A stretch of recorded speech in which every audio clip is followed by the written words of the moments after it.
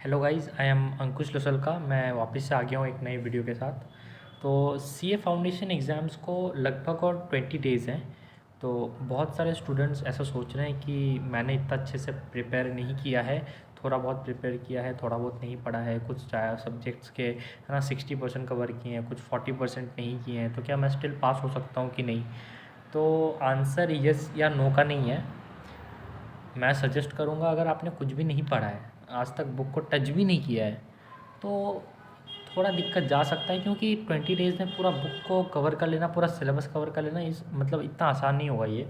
क्योंकि आपने अगर जो कुछ भी अगर नहीं पढ़ा है बुक पे, तो क्या ही समझेगा आपको पहले पहले में, है ना। सिलेबस देखने में 5 दिन लग जाता है इंसान को।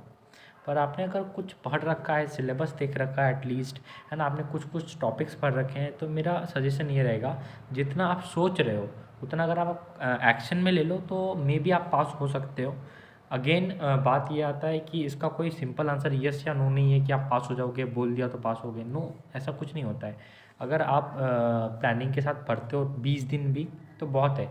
मान लो मैं एक एग्जांपल देता हूँ। 4 सब्जेक्ट्स हैं हमारे, उसमें से मान लीजिए आपके 2 सब्जेक्ट्स बहुत अच्छे लगते हैं आपको।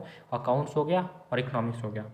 तो आप इतना कर सकते हैं कि अकाउंट्स और इकोनॉमिक्स को इन 20 दिनों के अंदर ऐसा प्रिपेयर कीजिए कि दोनों में 70 या 80+, 70+ तो एटलीस्ट आपको आ जाए, है ना। इकोनॉमिक्स के ज़्यादा कुछ करना नहीं है। इकोनॉमिक्स के अगर आपने सारे सब्जेक्ट्स नहीं भी पढ़े डिटेल में, तो आप यूट्यूब पे जाइए, सर्च कीजिए, रिवीजन लेक्चर देख लीजिए कम से कम। उसको देख के मॉक टेस्ट, जितने भी मॉक टेस्ट हैं सारे को कर लीजिए कवर। सॉरी, सारे मॉक टेस्ट को आप एटलीस्ट एक बार तो करके जाइए। मेरा मानना है कि अगर आप रिवीजन लेक्चर और मॉक टेस्ट बस कर लेते हैं, तो आपको 65 या 70+ इकोनॉमिक्स में मिल जाएगा, आप अगर इतना करते हैं। और अकाउंट्स को भी जैसे सेम, रेक्टिफिकेशन ऑफ एरर, है ना, bank reconciliation statement, consignment account, NPO, partnership. Partnership चलो बड़ा है, अगर अगर आपने कर रखा तो बहुत अच्छी बात है।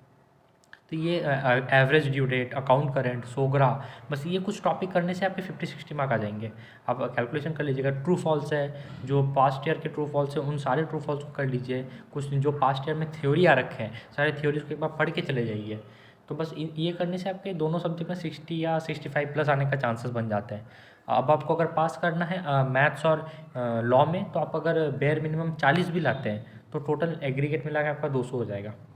तो प्लानिंग के साथ पढ़ना है। जो आपका अच्छा स्ट्रॉन्ग सब्जेक्ट है अभी, उस पर ज़्यादा ध्यान दे दीजिए, और जो आपका कमज़ोर सब्जेक्ट है उसको पास होने तक बेयर मिनिमम 45 to 50 मार्क का कर लीजिए उसको, बेयर मिनिमम इतना, तो मे बी आप पास हो जाए, है ना। इसका कोई सिंपल आंसर नहीं है कि हाँ आप पास हो जाओगे या नहीं होगे।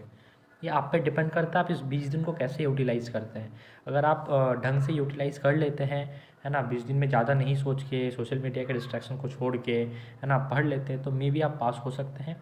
या फिर अब मैं कुछ कहना नहीं चाहूँगा इससे ज़्यादा। बट एक बात और है, अटेम्प्ट को स्किप मत कीजिएगा। अगर आपकी पढ़ाई नहीं भी हुई है, फिर भी अटेम्प्ट तो कम से कम दीजिएगा। इससे आपको एक एज मिलता है कि नेक्स्ट अटेम्प्ट जब आप देंगे, आपको एक अंदाज़ा लग जाता है ना। अगर आप फर्स्ट अटेम्प्ट वाले हैं, तो बिल्कुल भी मत छोड़िएगा अटेम्प्ट। अगर आपका पढ़ाई नहीं भी हुआ है, तो अटेम्प्ट तो दीजिएगा ही। कुछ नहीं होता अगर आप फेल हो रहे हो भी हो, मैं नहीं चाहूँगा कि फेल हो। मैं क्या बोल रहा हूँ, ऐसा डरना नहीं कि फ़र्स्ट अटेम्प्ट में करना है, कुछ नहीं होता है। आपका एट द एंड आपका नॉलेज टेस्ट होता है। आपको नॉलेज अगर जितना रहेगा, आपको उतनी लाइफ में काम आएगा, है ना। मार्क्स लेके एआईआर आ गए, कुछ नहीं होता इससे। बस स्टार्टिंग में, है ना, थोड़ा मिल जाता है अपॉर्चुनिटी, बट अगर आप फिर से, अगर आपको नॉलेज नहीं है, तो वो एआईआर का भी कोई भी मतलब वैल्यू नहीं है। नॉलेज काम आता है। सो जितना भी पढ़ो, नॉलेज के लिए पढ़ो, मेरा ये सजेशन है। एंड ये लास्ट के 20 डेज़ मोटिवेट रहना का ज़रूरत है, तो मोटिवेट रहो। ऐसा नहीं कि, है ना, हम डाउन हो गए कि नहीं होगा, छोड़ो यार, अटेम्प्ट ही नहीं दे रहे। नहीं, ऐसा नहीं करना है। अटेम्प्ट स्किप बिल्कुल भी नहीं करना है। बहुत लोग सोच रहे हैं कि अटेम्प्ट स्किप करना है, नहीं करना अटेम्प्ट स्किप, अटेम्प्ट देना ही है। और इस 20 दिन को आप यूटिलाइज़ कीजिए, है ना। हर एक दिन बेहतर बनाइए, 20 दिन बेहतर बन जाएंगे।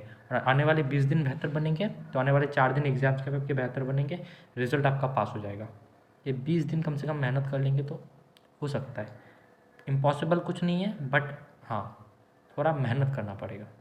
सो आज के लिए वीडियो में इतना ही। अगर वीडियो अच्छा लगता है, तो आपके जो दोस्त हैं जो गिव अप करने का सोच रहे हैं, उसको ये वीडियो भेजिएगा। तो अगर उसको सेंड करते हैं, उनको शायद थोड़ा मोटिवेशन मिले, है ना। हो सकता है उसका फेल रिजल्ट पास में बदल जाए। अगेन, अगर वीडियो अच्छा लगता है तो वीडियो को लाइक कीजिएगा, चैनल को सब्सक्राइब कीजिएगा, and thank you so much for watching this.